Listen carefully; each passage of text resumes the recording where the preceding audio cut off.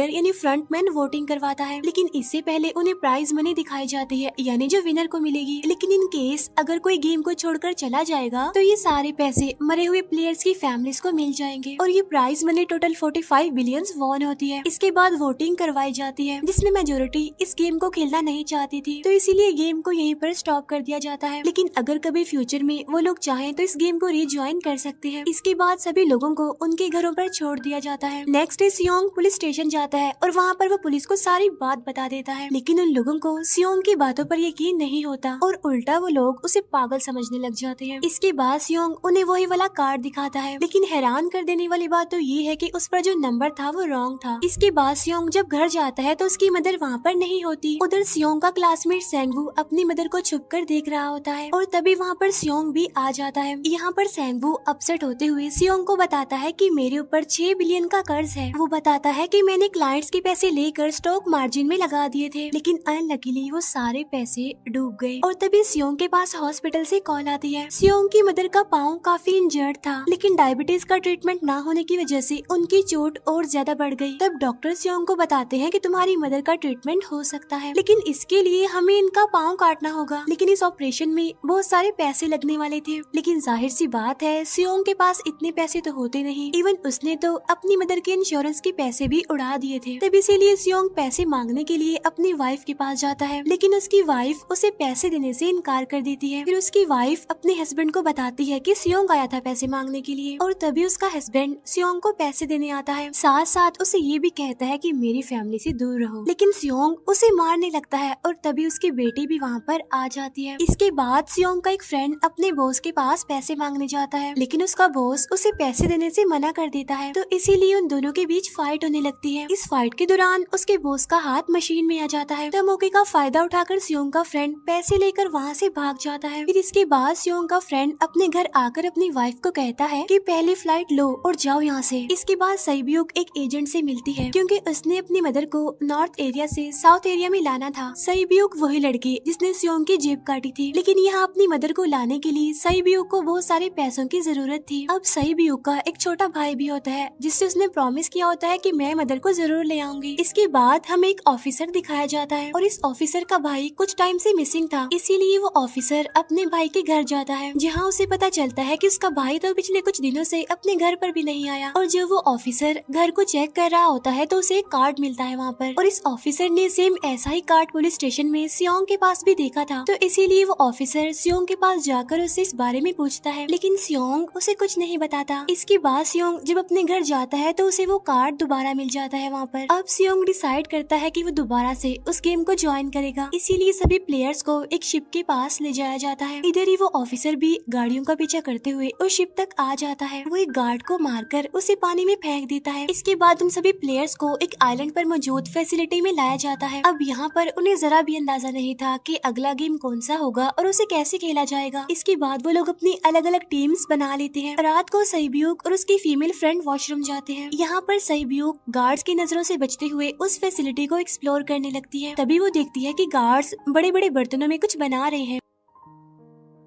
लेकिन अब क्योंकि गार्ड्स को शक हो जाता है तो ये गार्ड वॉशरूम्स को चेक करने के लिए आता है, लेकिन तब तक सईब्यूक वापस आ चुकी थी। इसके बाद सईब्यूक अपनी फीमेल फ्रेंड को सारी बात बता देती है जो उसने देखा था, लेकिन यहाँ पर सेंगवू उन दोनों की बातें सुन लेता है और वो इस बारे में सईब्यूक से पूछता है, जिस पर सईब्यूक बताती है कि वो बड़े बड़े बर्तनों में कुछ पका रहे थे। इसके बाद उन सभी प्लेयर्स को प्लेग्राउंड में लाया जाता है, जहाँ पर उनके सामने 4 शेप्स थी। 4 शेप्स में से उन्होंने किसी एक शेप को चूज करना था। अब यहाँ पर सेंगवू को पता चल जाता है कि गेम क्या है और क्या करना है हमें। सेंगवू सियोंग को बताता है कि सबने अलग अलग शेप्स को चुनना है। इसके बाद उन सभी को एक छोटा सा बर्तन दिया जाता है जिसमें की शेप्स बनी होती हैं। अब गेम उनकी ये होती है कि उन्होंने किसी तरह उस शेप को बाहर निकालना है बगैर डैमेज किए, लेकिन अगर शेप जरा से भी खराब हो गई तो उन्हें एलिमिनेट कर दिया जाएगा, यानी मार दिया जाएगा। अब यहाँ पर सेंगवू तो इजिली उस शेप को निकाल लेता है, लेकिन सियोंग इतना ज्यादा घबरा जाता है कि उसकी हालत खराब होने लगती है, लेकिन फिर वो किसी न किसी तरह करके इस गेम को भी जीत लेता है। इसके बाद उन सबको वापस से रूम में लाया जाता है। अब यहाँ पर 187 प्लेयर्स वापस आए थे, जिनमें से अब सिर्फ 108 ही रह गए थे। इसके बाद उन सबको खाने के लिए ले जाया जाता है, लेकिन खाने की वजह से जैंग की एक लड़के से फाइट हो जाती है, जहाँ पर जैंग उस लड़के को इतना ज्यादा मारता है कि वो मौके पर ही मर जाता है। इधर ही हम देखते हैं कि उन प्लेयर्स में से एक डॉक्टर होता है जो गार्ड्स के साथ मिलकर मरे हुए लोगों के ऑर्गन